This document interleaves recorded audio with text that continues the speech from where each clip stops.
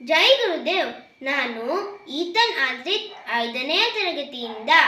ನಾನು ಇಂದು ತೆನಾಲಿ ರಾಮಕೃಷ್ಣನ ಕಥೆಯ ಏಕಪಾತ್ರ ಅಭಿನಯ ಮಾಡಲಿದ್ದೇನೆ. ಇಲ್ಲಿ ನಿಂತರೆ ರಾಜ, ಇಲ್ಲಿ ನಿಂತರೆ ಮಂತ್ರಿ, ಇಲ್ಲಿ ನಿಂತರೆ ತೆನಾಲಿ ರಾಮಕೃಷ್ಣ. ಮಹಾರಾಜರು ಆಸ್ಥಾನಕ್ಕೆ ಆಗಮಿಸಲಿದ್ದಾರೆ.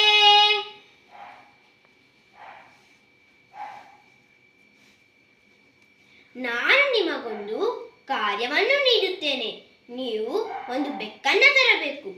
ಬೆಕ್ಕನ್ನು ತರುವುದೇ ಅದು ಎಂತಹ ಸುಲಭದ ಕಾರ್ಯ?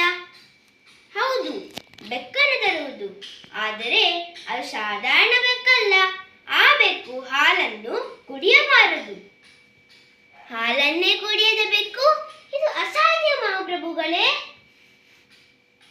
ನನ್ನಿಂದ ಸಾಧ್ಯ. ನಾನು ತರುತ್ತೇನೆ ಆ ಹಾಲನ್ನು ಕುಡಿಯದ ಬೆಕ್ಕು. ಆದರೆ ನನಗೆ 15 ದಿನಗಳ ಕಾಲಾವಕಾಶ ಬೇಕು ಮಹಾಪ್ರಭುಗಳೇ. 15 ದಿನ? ಸರಿ, ಹಾಗೇ ಆಗಲಿ. ಹಾಲನ್ನೇ ಕುಡಿಯದ ಬೆಕ್ಕಿದೆ. ಈ ತೆನಾಲಿ ರಾಮಕೃಷ್ಣನಿಗೆ ತಲೆ ಸರಿ ಇದೆ. 15 ದಿನಗಳ ನಂತರ. ತೆನಾಲಿ ರಾಮಕೃಷ್ಣ, ನಾನು ನಿನಗೊಂದು ಕಾರ್ಯವನ್ನು ನೀಡಿದೆನಲ್ಲ, ನೆನಪಿದೆ? ಹೌದು ಮಹಾಪ್ರಭುಗಳು, ನೆನಪಿದೆ. ತೆಗೆದುಕೊಳ್ಳಿಯ ಬೆಕ್ಕು. ಹಾಲನ್ನೇ ಕುಡಿಯದ ಬೆಕ್ಕು, ಇದರ ಪರೀಕ್ಷೆ ನಡೀಲೇಬೇಕು. ಸೇವಕರೇ, ಹಾಲನ್ನು ತನ್ನಿ.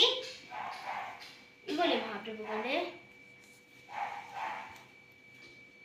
ಹಾಲನ್ನು ನೋಡಿದ ತಕ್ಷಣ ಬೆಕ್ಕು ಚಂಗನೆ ಹಾರಿ ಆಸ್ಥಾನದಿಂದ ಓಡಿ ಹೋಯಿತು. ಬಲೇ ರಾಮಕೃಷ್ಣ, ನಿನ್ನನ್ನು ಮೆಚ್ಚಿದೆ. ತೆಗೆದುಕೋ ನಿನ್ನ ಬಹುಮಾನ. ಧನ್ಯವಾದಗಳು ಮಹಾಪ್ರಭುಗಳೇ. ಆದರೆ ರಾಮಕೃಷ್ಣ, ನೀನು ಇದನ್ನು ಹೇಗೆ ಸಾಧಿಸಿದೆ? ಅದು ಹೇಗೆಂದರೆ 10 ದಿನಗಳ ಕಾಲ ಅದಕ್ಕೆ ತಿನ್ನಲು ಏನನ್ನೂ ಕೊಡಲಿಲ್ಲ.